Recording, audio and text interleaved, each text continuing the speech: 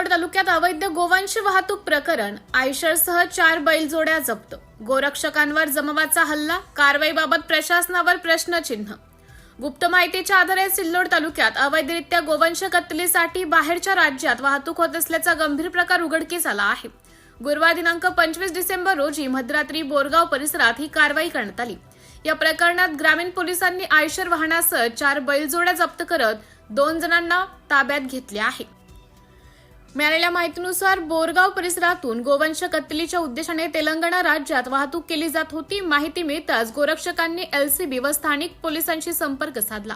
मात्र पोलीस व गोरक्षक घटनास्थळी पोहोचेपर्यंत 4 कंटेनर भरून गोवंश तेलंगणा दिशेने रवाना झाल्याचं सांगण्यात आले।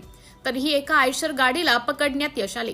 महिला गोरक्षक नैना राजपूत राहणार छत्रपती संभाजीनगर यांच्यासह 8 गोरक्षकांनी आयशर क्रमांक MHB GC 8628 चा पाठलाग करून सिल्लोड रस्त्यावरील भराडीजवळ वाहन अडवले। याची माहिती 112 क्रमांकावर देण्यात आली। त्यानंतर सहाय्यक पोलीस निरीक्षक रवींद्र ठाकरे, पोलीस कर्मचारी यतीन कुलकर्णी, विष्णू कोल्हे यांनी घटनास्थळी धाव घेत आयशरसह जनावरे जप्त केली व दोघांना ताब्यात घेतले।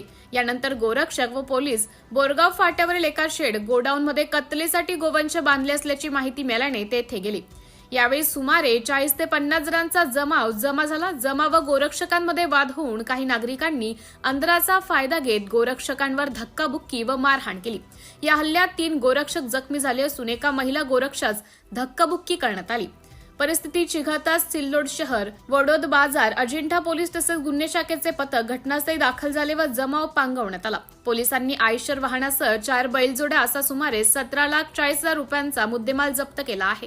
जप्त केलेले बैल इब्राहिमपूर तालुका भोकरदन येथील गोशाळेत हलवण्यात आले। या प्रकरणी इरफान शेख मेहमूद वय 37 वर्ष राहणार ईदगाहनगर सिल्लोड व इम्रान शेख हनीफ वय 30 वर्ष राहणार बोरगाव सारवणी यांच्या विरोधात गुन्हा दाखल करण्यात आला असून पुढील तपास सुरू आहे।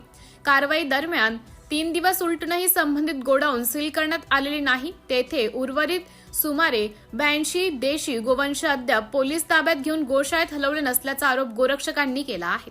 सिल्लोड व परिसरातील गावांमध्ये अशा अनेक अवैध गोडाऊन व कत्तलखाने कार्यरत असल्याचा दावा असून जागा मालक व संबंधितांवर कठोर कारवाई न झाल्याने प्रशासनाच्या भूमिकेवर प्रश्नचिन्ह उपस्थित होत आहेत।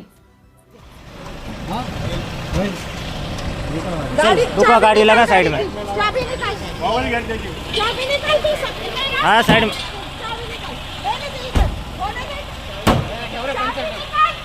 ठेव पंचर, टाक टाक, फोड़ दे टायर भाड़ का।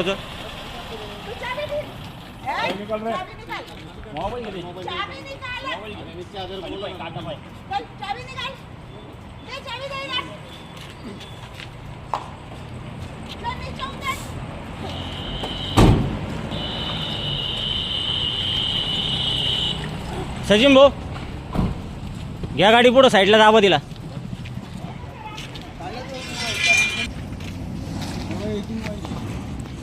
गाड़ी है ज्यादा दाबून मध्ये डायरेक्ट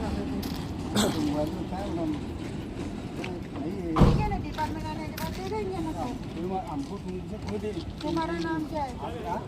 मेरे से कोई टेंशन नहीं मतलब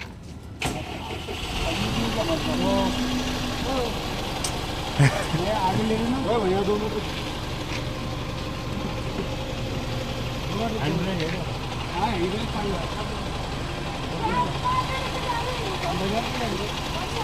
जाम जाम